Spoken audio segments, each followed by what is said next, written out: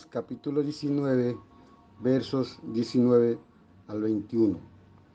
Partiendo él de allí, halló a Eliseo, hijo de Safat, que araba con 12 yuntas delante de sí, y él tenía la última. Y pasando Elías por delante de él, echó sobre él su manto. Entonces, dejando él los bueyes, vino corriendo en voz de Elías y dijo: te ruego que me dejes besar a mi padre y a mi madre, y luego te seguiré.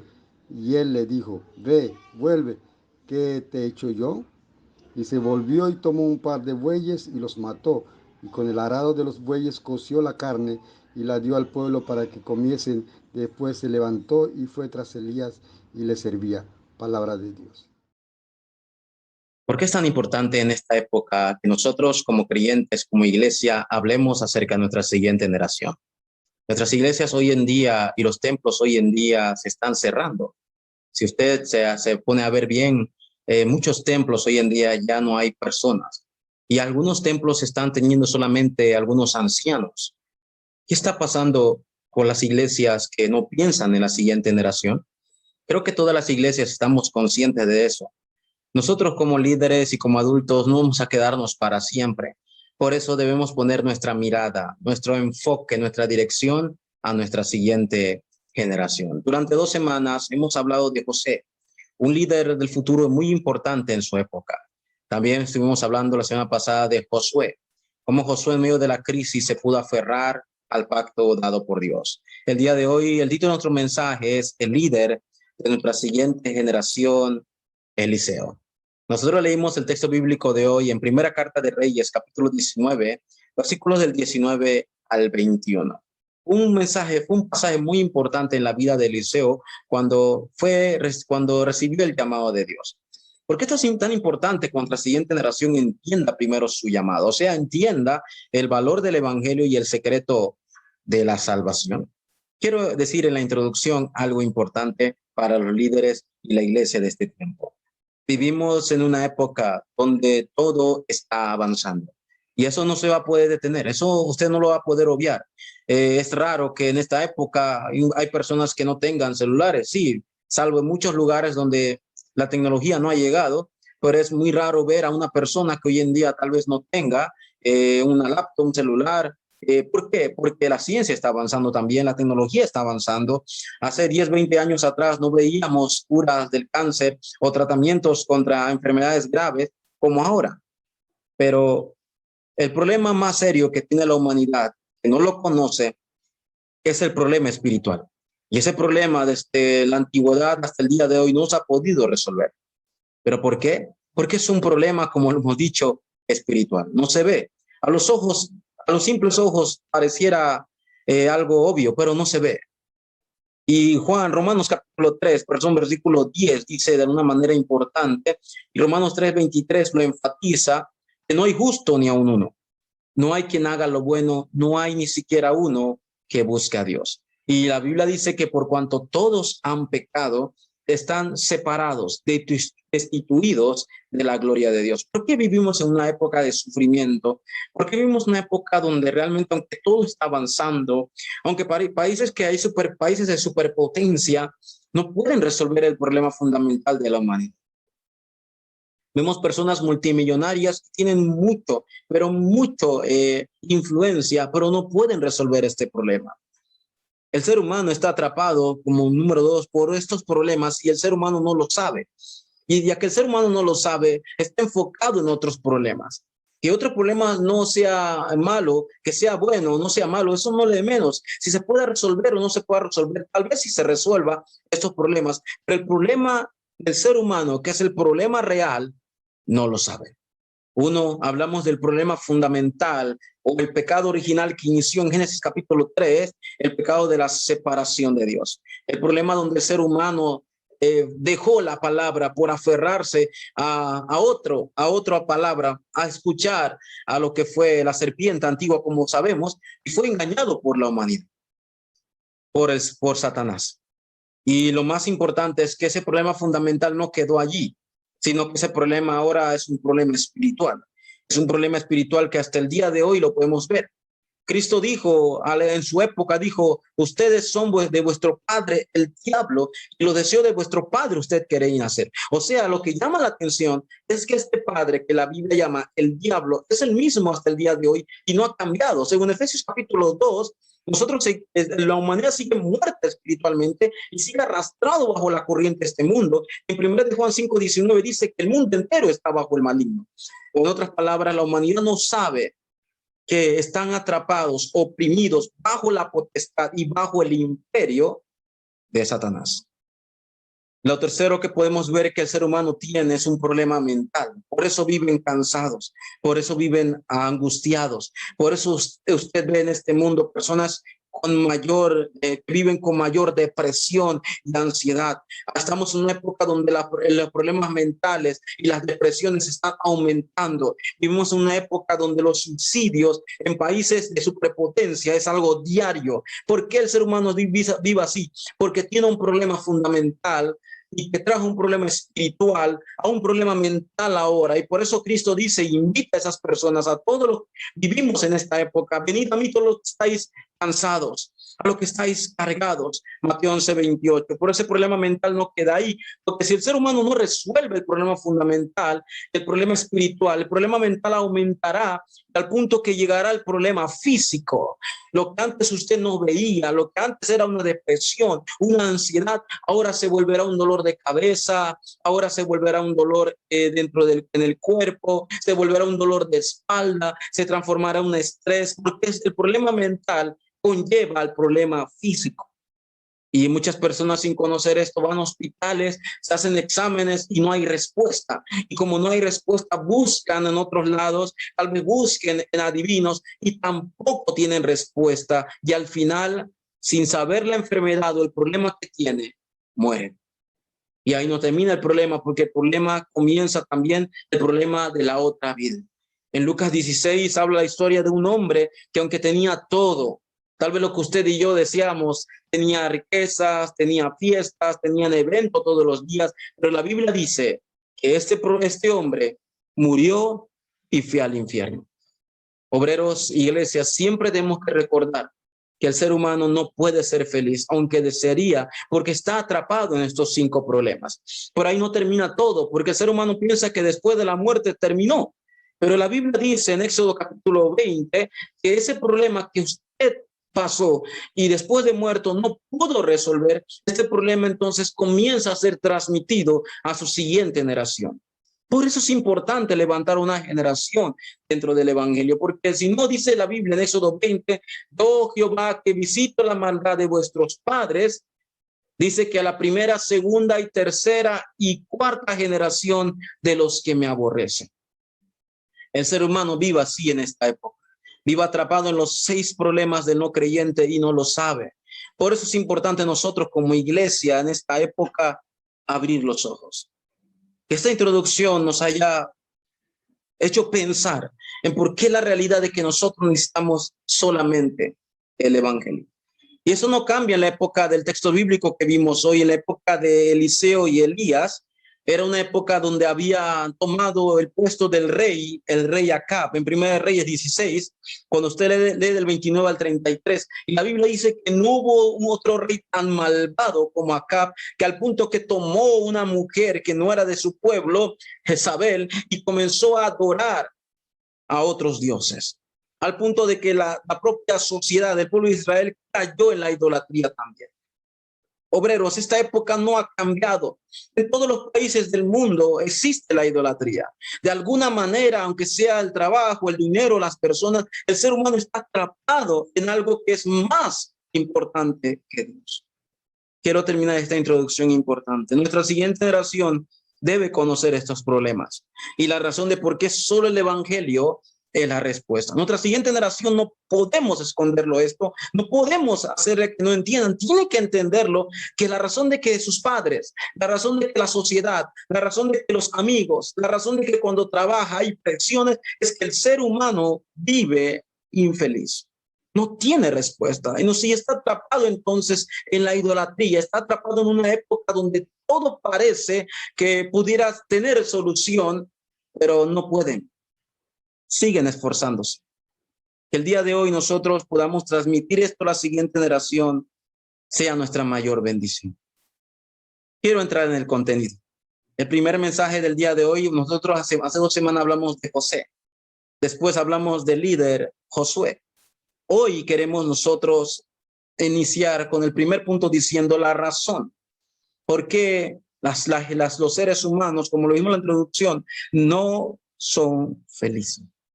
El ser humano realmente desea ser feliz. Pregúntele a cualquiera. Dicen que son felices, o otros desean la felicidad. Otros piensan que por mucha economía o por poca economía depende de su felicidad. Aunque pareciera en cierto grado bueno, pero no son felices de verdad. ¿Y saben por qué no son felices? Es porque no conocen el problema espiritual. En la época de Eliseo y Elías, el problema más grande espiritualmente hablando era el problema de la idolatría. Y estamos viviendo en una época así. En 1 Corintios 10:20 dice que detrás de cada ídolo hay un demonio. Y si eso es así, nosotros tenemos que realmente darnos cuenta, abrir nuestros ojos, de que al vivir en esta época que está rodeado por cosas materiales, por cosas físicas, y el ser humano buscando a Dios crea ídolos, no saben de que el problema espiritual se vuelve más grave. ¿Por qué? Porque en Éxodo 20 dice que aquellos que adoran imágenes, aquellos que tienen un ídolo, esa dependencia, ese problema espiritual es trasladada hasta su siguiente generación. Por eso no es extraño ver, usted ve que en nuestras regiones, en nuestros países, adivinos, personas que hacen magia, que le prometen, no es algo que usted debe estar sorprendido. ¿Por qué? Porque vivimos en una época igual. En Hechos capítulo 16, versículos del 16 al 18, cuando usted lee, la Biblia enseña que habla de una mujer que era adivina. Esta mujer daba ganancias a sus amos. Y esta mujer adivina hablaba de estos hombres, a Pablo, el equipo de que eran hombres de Dios.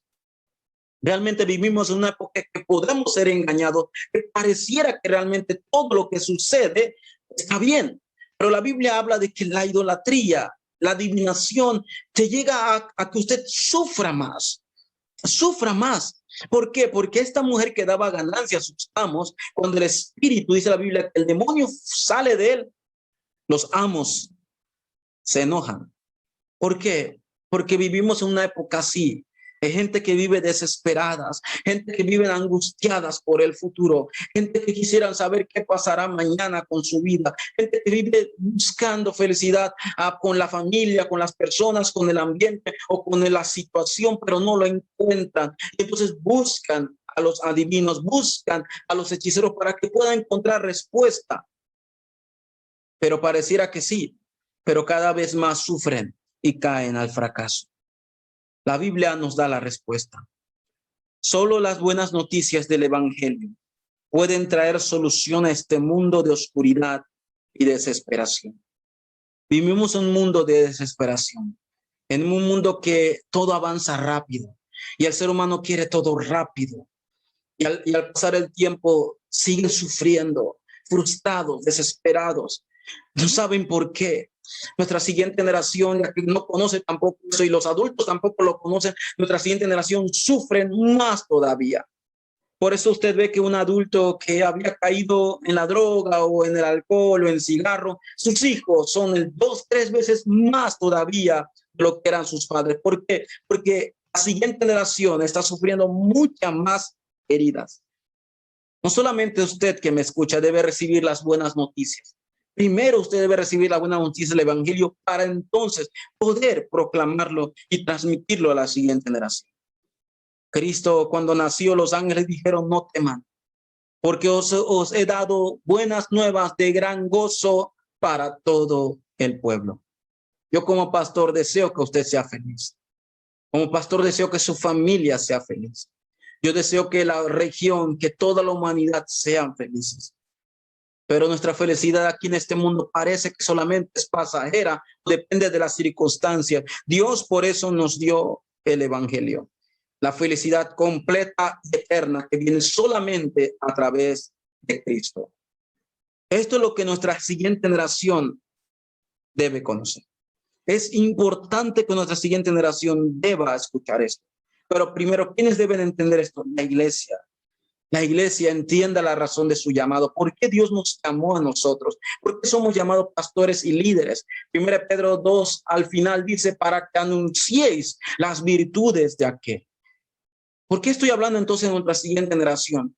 Porque si nosotros como plataforma y como líderes de esta época no conocemos estos problemas, y es más, nosotros seguimos sufriendo estos problemas y no salimos de estos problemas y no nos abrazamos, aferramos al evangelio, que son las buenas noticias, esta generación que viene sufrirá y la iglesia no comprenderá su llamado. La iglesia debe entender que Dios ha puesto su llamado en este campo para salvar también a la siguiente generación que están atrapadas y desesperadas también con problemas espirituales que no conocen.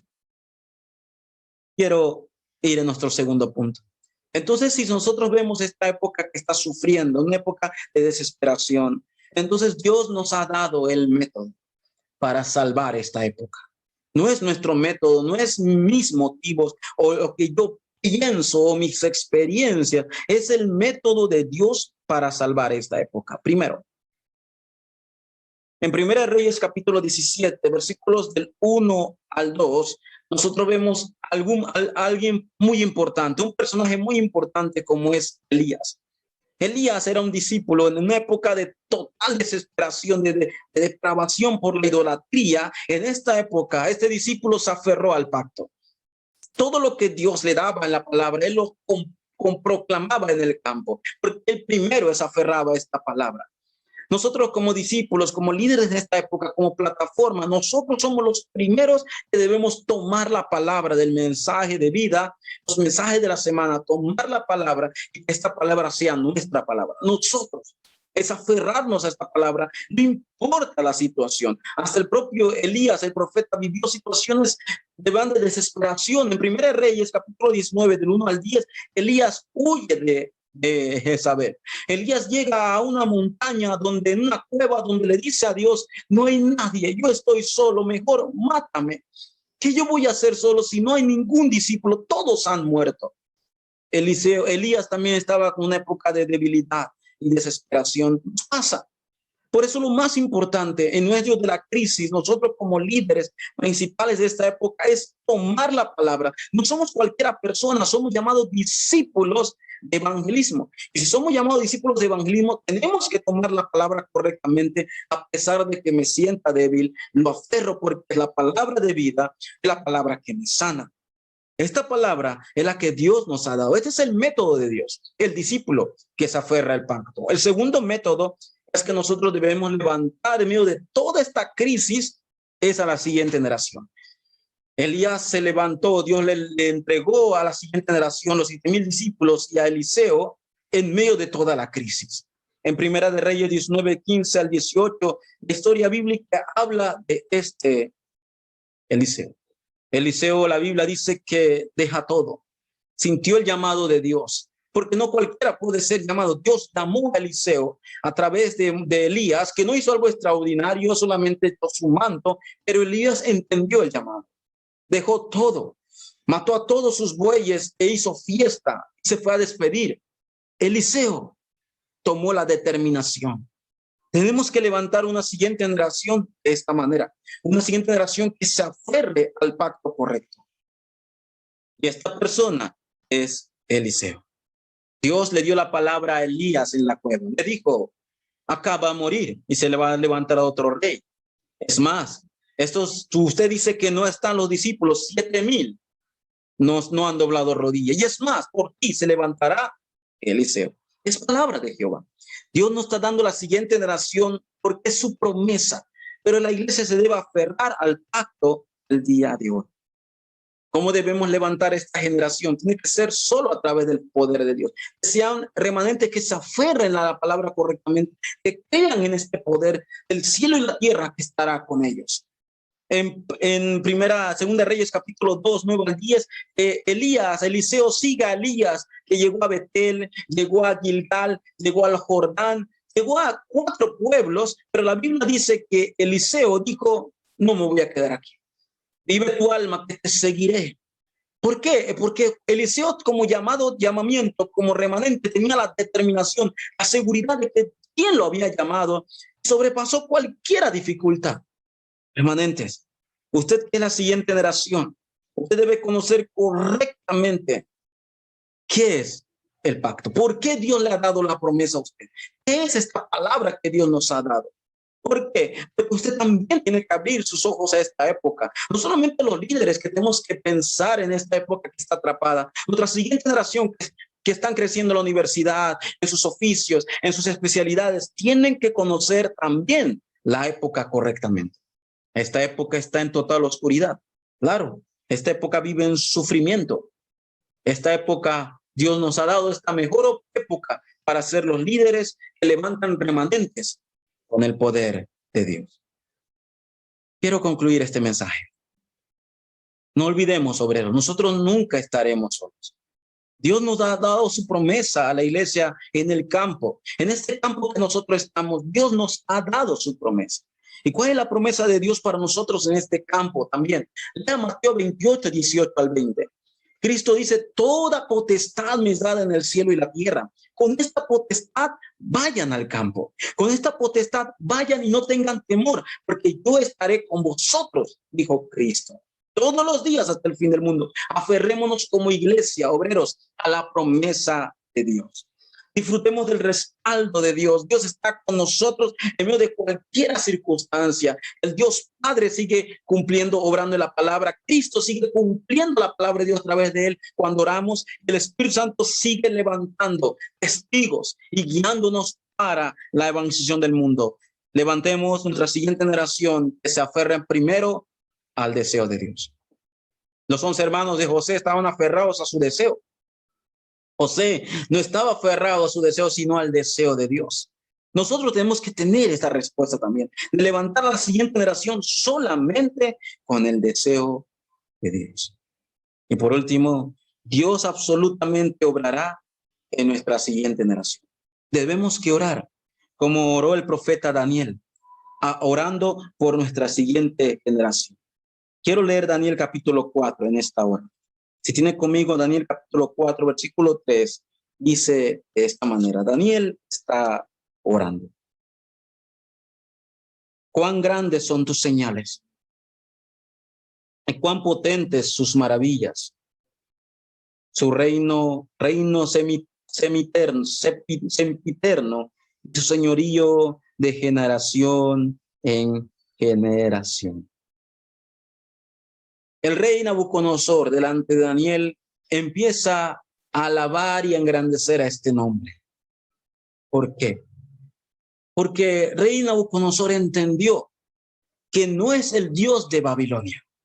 No es el Dios que donde ellos adoran, el Dios verdadero. El rey Nabucodonosor entendió que solamente el Dios de Daniel, o sea, el Dios verdadero, el rey eterno, Cristo, es el rey que estará con nosotros de generación a generación, que significa que no estará solamente conmigo, que soy una generación, sino con mi siguiente generación y la siguiente. Es su promesa. Por eso, abremos nuestros ojos para ver esta época. Aferrémonos al método de Dios correctamente y no seamos engañados por las circunstancias. Oremos. Levantemos esta oración. Que Dios levante obreros como Eliseo. Oremos. Dios, te damos gracias por tu palabra en esta tarde, Dios. Tu palabra es viva y eficaz. Cada día, Señor, podamos tener la doble porción de tu Espíritu Santo, el poder de Dios para ser testigos en el campo como fue Eliseo, Señor. Te damos gracias por tu palabra. Que podamos ser estos agentes, estos atalayas, doctores que puedan transmitir este mensaje de sanidad no solamente en esta época, sino hasta nuestra siguiente generación. Oramos, Señor. Oramos en el nombre de Jesucristo, oramos.